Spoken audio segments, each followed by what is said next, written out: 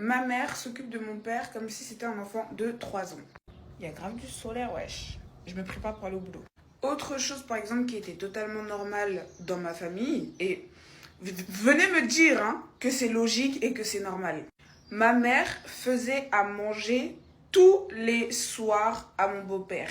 Mon beau-père n'a jamais fait à manger. Genre, allez, sur 10 ans, 15 ans, je sais plus combien d'années j'ai vécu avec lui, il a dû faire à manger 2 fois. 2 fois.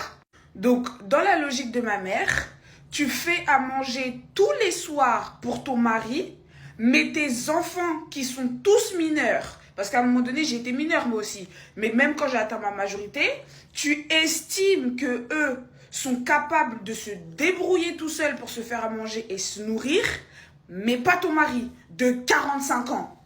Et tu vas pas me dire que tu n'as pas choisi ton mari plus que tes enfants. Jusqu'à quand elle part en déplacement, elle lui fait des petits perroirs d'1 semaine qu'elle met au congélateur. Elle lui prépare la bouffe en amont. Nous, on doit se débrouiller tout seul. Bah oui, parce qu'on est assez grand.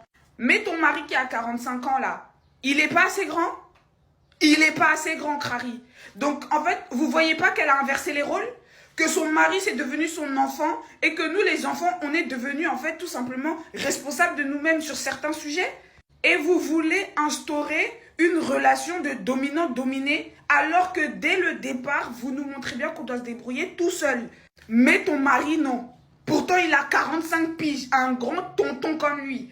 J'ai une anecdote même à raconter quand on habitait à Blois, dans le 41 ou 41 000, oui c'est ça, 41 000 Blois. Ma mère, je sais plus où elle était partie, je sais plus si c'était, elle avait eu un rendez-vous, un voyage, ou elle était partie rendre visite à quelqu'un à l'hôpital, bref, elle n'était pas là pendant quelques jours. Vous savez que le monsieur nous a ramenés chez la femme de son ami pour qu'on mange? Non mais, en fait, cette histoire, je vais jamais oublier. Tonton B, je vais pas dire son nom ici, mais Tonton B, à Blois, elle, c'est sa femme qui nous a fait à Graille. Il nous a ramenés là-bas pour qu'on puisse manger. Tellement lui, non, faire à manger, c'est pas possible. C'est pas... Et tu te rends pas compte que tu sors avec un enfant. Un enfant.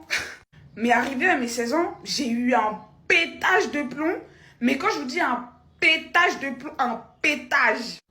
Je lui ai dit, je fais plus à manger, je fais plus le ménage, je fais plus rien. Tu te débrouilles. Et au lieu de responsabiliser son mari, de lui dire, bah écoute, c'est aussi tes enfants, tu leur fais à manger, tu t'occupes de... Non, non. Elle a demandé du coup à mes autres frères et sœurs aussi de commencer à apprendre et de se faire à manger chacun pour eux quoi. Déjà, si j'avais jamais fait ça, mes frères et sœurs, ils auraient jamais appris à cuisiner. Surtout les garçons, ils auraient jamais appris à se débrouiller seuls. Alors que c'est hyper important. J'avais tellement pas envie qu'ils aient la mentalité de mon beau-père. Oh non, non, non, non, non. Alors là, Dieu merci, mes frères et sœurs, ils font le ménage, ils font le balai et tout, ils font la serpillière, le lave-vaisselle, ils font à manger, même les garçons. Elle a fini par leur inculquer ça. Parce qu'à la base, elle avait aussi la mentalité, les femmes à la cuisine, les garçons au sport. Parce qu'effectivement, on n'avait pas le droit de faire des activités physiques, nous, en tant que filles à la maison. Moi, quand j'étais petite, j'avais pas le droit d'aller faire du sport dehors, alors que mon frère, il allait au foot. Pendant très longtemps, j'ai pas eu de téléphone, alors que mon frère en CM2, il a eu un téléphone.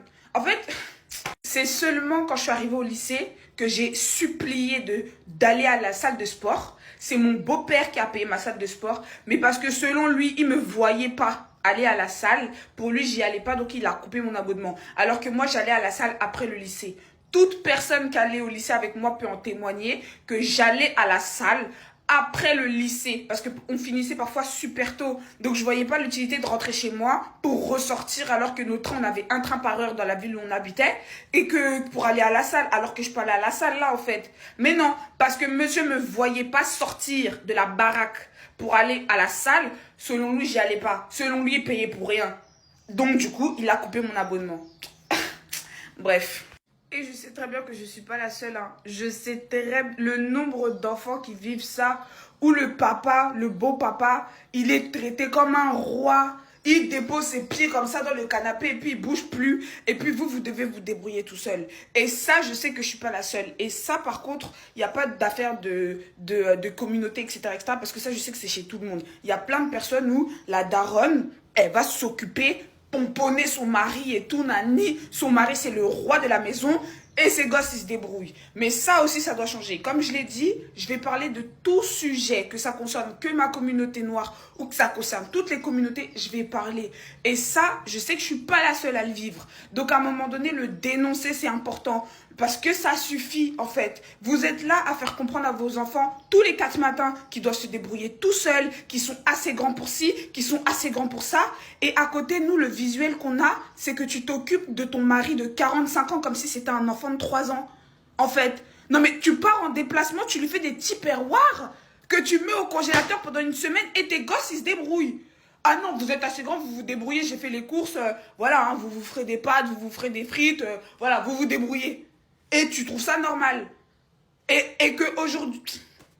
Stop, je vais au boulot.